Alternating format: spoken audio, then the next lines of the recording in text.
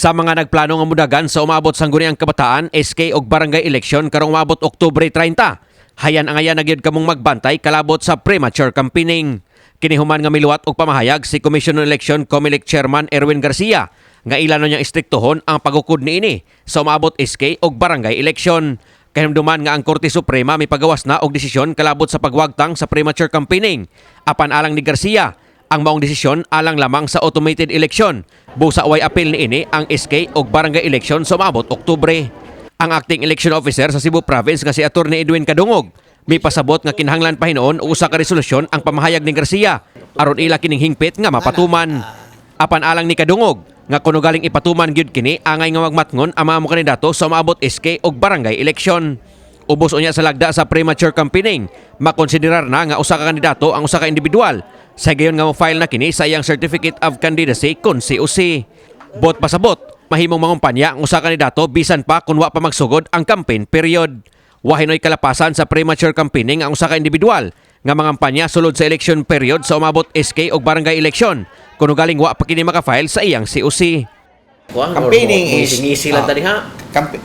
campaigning is urging a voter to vote for or against a particular candidate.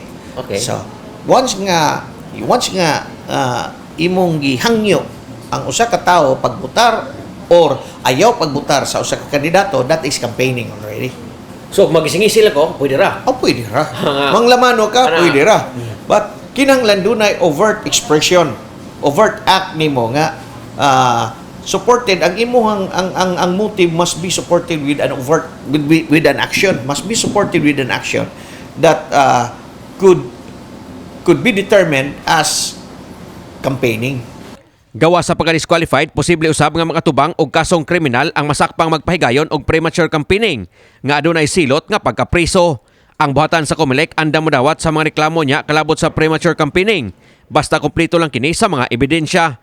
Mahimo usab sila nga pahigayon og kaugalingong investigasyon kuno galing adunay mabantayan nga nagpahigayon ini sa umabot SK og barangay election. Tanan nga mga asolto, tanan nga mga complaints must be substantiated. Okay.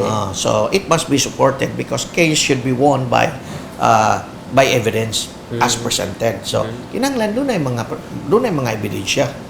So kinahanglan kita na complainant. Na complainant, but we can also file na COMELEC could also file motu proprio under sa karon mga kwan, no, mo file naman ang COMELEC motu proprio, but like dunay observation during after sa filing certificate of candidacy nya nakita na to pag-agi na to sa kalugar, dunay pangampanya nya wa pay campaign period. So unya nakita na to nga ni-file siya certificate of candidacy. Once masubstantiated na siya, doon na siya reasonable ground for conviction sa atong or filing sa probable cause. Sa pakaron ang probinsya Sugbo na panglantawan nga dunay maabot sa kapin 3 milyones nga mga botante alang sa umabot SK og barangay election. Kini si Greggy Magdadaro alang sa My TV Cebu.